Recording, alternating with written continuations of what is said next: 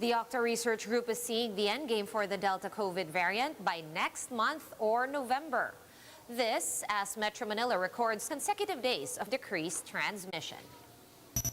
President Duterte is scrapping the face shield requirement, at least for outdoors. We'll get the details straight from a National Task Force advisor.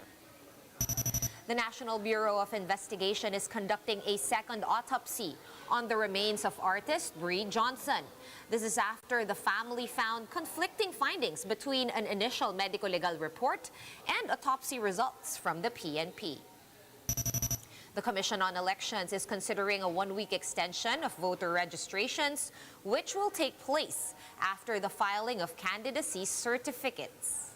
This acquiescence comes on the back of pressure from Congress to extend the deadline until the end of October. And Barangay Ginebra has 1 foot out the door of the PBA Philippine Cup after taking a beating from the Meralco Bolts.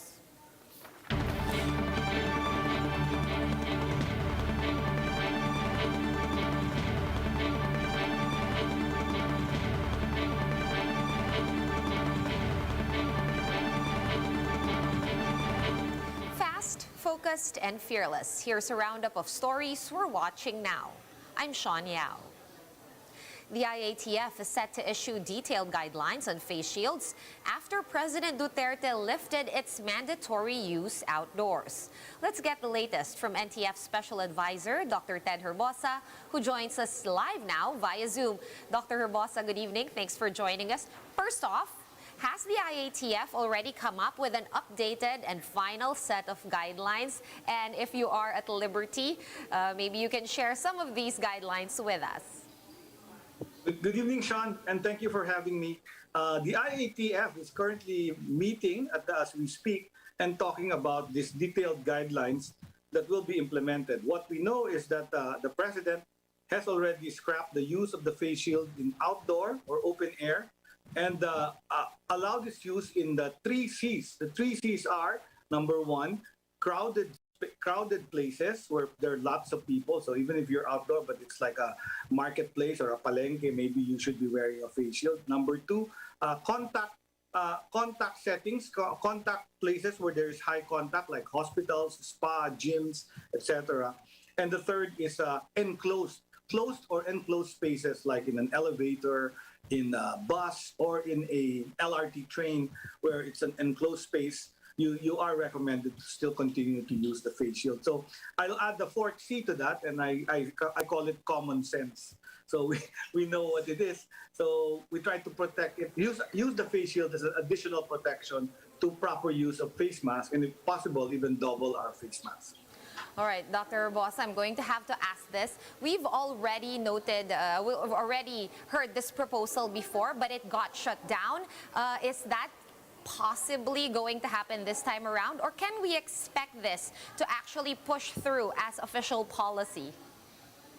Yeah, this is, well, the President has announced it, and I think the experts are in agreement with removing or scrapping the face shield in outdoor areas. In fact, you remember, it was only put back because the Delta variant came in. Remember, the President already was trying to remove the face shield in outdoors. So this was a policy that was in the middle of the year before our surge of Delta cases, was a policy he actually announced. So I think we're going to go back to that now that our cases are going down. Right, and that leads me to my second question. We have the OCTA Research Group saying that the COVID-19 reproduction rate here in the NCR is already within a quote-unquote ideal levels. Are the numbers and the data telling you the same thing, Dr. Herbosa? Yes, I've been looking at the numbers. You have to understand that the numbers that the DOH brings out are national numbers. That means it's a cumulative number of all COVID cases all over the different regions. But if you subdivide the regions and you look at NCR, Region 3, Region 4A, the National Capital Region had about only 3,000 cases yesterday. And I think 1,800 for Region 4A and about 1,000 for Region 3. So those are so much lower than the previously reported 9,000 for NCR. So we were at the height of about 9,000 cases daily at the NCR. And I agree, I think the effect of the vaccination, we are about almost 69% fully vaccinated in NCR. We have a lot of individuals with 2 doses and a larger number, that's about 82% with at least 1 dose, waiting for their second dose. So we heard Chairman Abalos promise to the President last night that he expects that in a month's time he can raise it to 90% fully vaccinated in the NCR. Very, very encouraging to hear, Dr. Herbosa. Now, all this comes just about a week after we shifted to the alert level system / granular lockdown system here in the NCR. So it is a pilot test so far. What have your important observations been in the past week or so since its implementation? And what's the likelihood of this being adopted nationwide?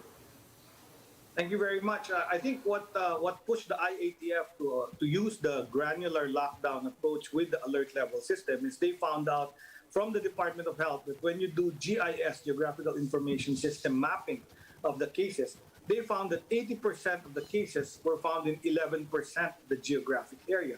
So it was really useless to lock down the whole city or the whole metropolis and just use the granular lockdown approach in areas where there are high transmission.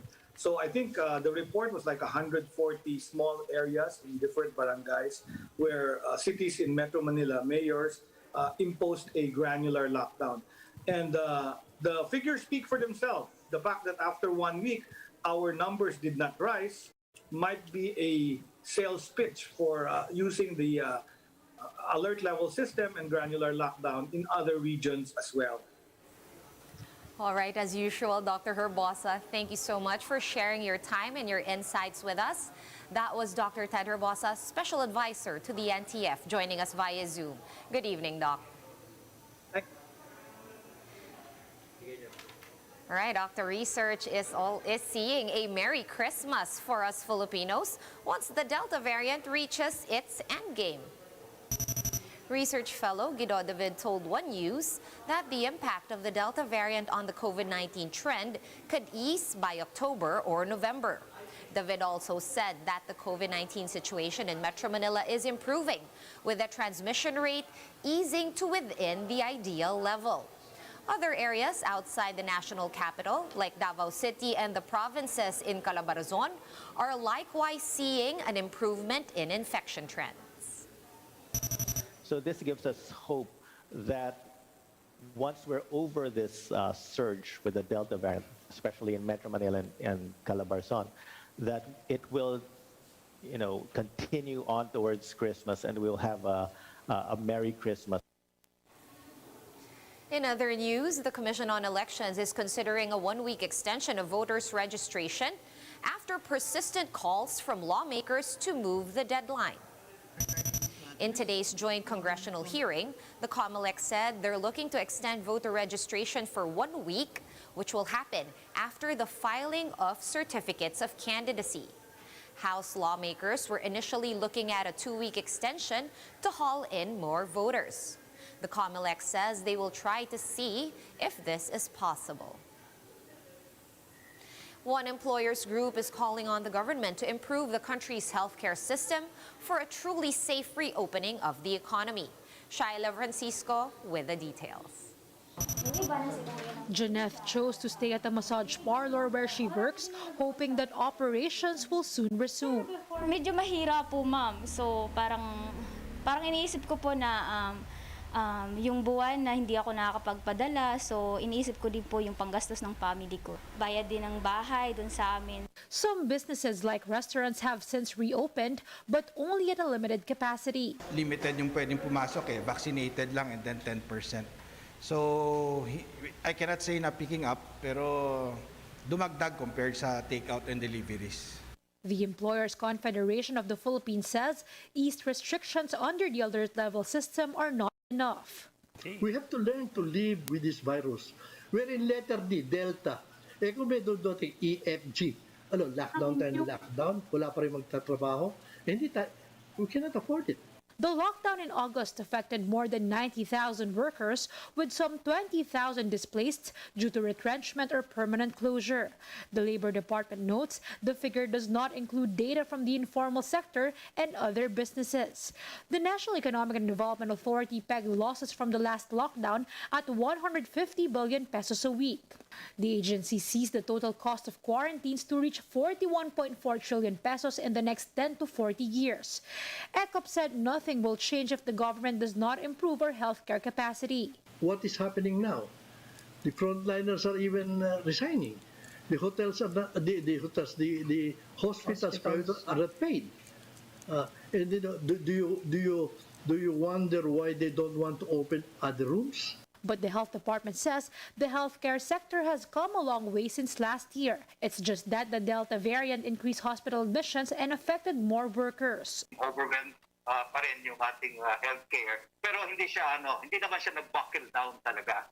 It's just that some are very strained. For now, businessmen are counting on the promise that the healthcare system will be strengthened so that their sacrifices during lockdowns won't go to waste.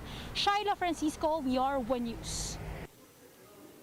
We're going to pause for a quick break, but we will be back with more stories after that. Stay with us.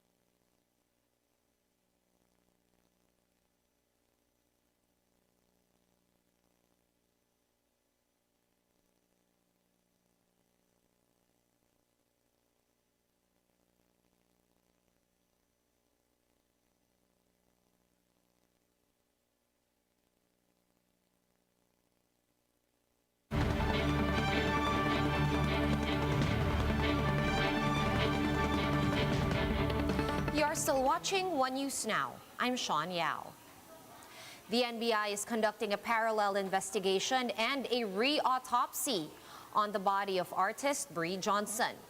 This is after her family noted conflicting medical findings from the PNP's autopsy report. Pat Mangune with the details. At around 3 a.m. last September 18, artist Bree Jonson Agunod was seen exiting her hotel room at a resort in San Juan, La Union. She approached her boyfriend, Julian Ongpin, and was seen having a bottle of wine to drink. The two were seen being close together before having what appears to be an argument. Bree eventually returned to her room while Ongpin left the scene. This was the last time they were seen together. After an hour, Ongpin said he went back to check on his girlfriend, who at the time was no longer responding after locking herself in the bathroom. Ongpin tried to enter through the bathroom window, but then broke down the bathroom door instead, causing his injuries. Galos na nakita kasawan, tumutugma doon sa sinasabi niyang claim na winasak niya yung pinto para pumasok doon. At sumabit yung kanyang katawan doon sa mga nails na pako na dinaanan niya. Sinabi nakita niya, nakabigti. Tapos tinanggal niya at nilagay dun sa bed. That is his recollection and his statement. So yun ngayon ang pinagtutugma natin doon sa other piece of evidence na available sa crime scene. Based on the investigation, Ongpin was heard screaming for help at around 4 a.m. Bree was then rushed to the hospital but was declared dead on arrival. Initial findings from the PNP's crime laboratory found that Bree died due to asphyxia by ligature or being strangled around the neck.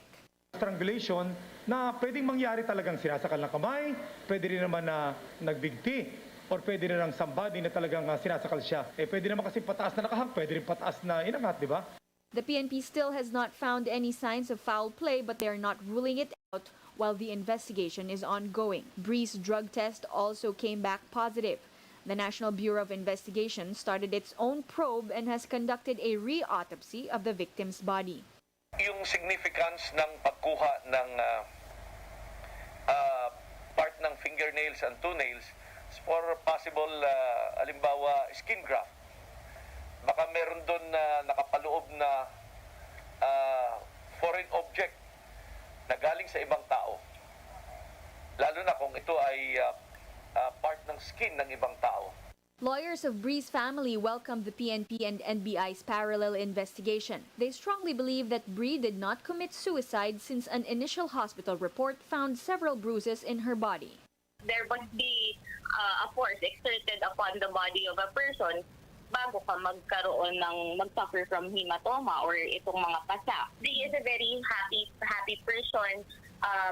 Days preceding sa pagkamatay niya, sabi ng mga kaibigan niya, she has a very positive outlook. Bree's family has arranged for a brief funeral in Quezon City. They asked for privacy while they grieve the loss of their loved one. For News 5, Patricia Mangune. We are One News. Let's take a quick look at today's other top stories. Quezon City will prioritize vaccinating individuals residing and working in enclosed and long-term care facilities.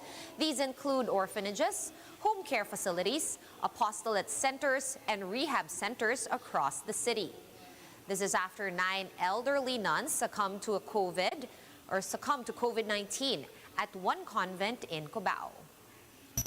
Vaccine czar Carlito Galvez Jr. has proposed to start vaccinating minors aged 12 to 17 by mid-October. Galvez is seeing an excess in vaccine supply, with some 20 million doses expected to arrive by the first week of October. This is on top of the 23.7 million shots currently on hand. And in the PBA, Barangay Ginebra will play Phoenix Super LPG for the final playoff spot in the Philippine Cup. This is after Northport Batang Pier obliterated Alaska in the last elimination game, ending the Aces' hopes for a four-way tie for 8th seed. Ginebra fell into a three-way tie with Phoenix and Terra Firma Jeep after losing to Meralco earlier today.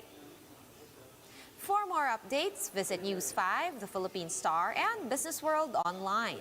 Visit our website, onenews.ph, for more in-depth analysis. You can also catch One News on the Signal Play app. Register for a free account at www.signalplay.com and stream One News live anytime, anywhere. Masks on, wash hands, and stay safe, Philippines. I'm Sean Yao. We are One News.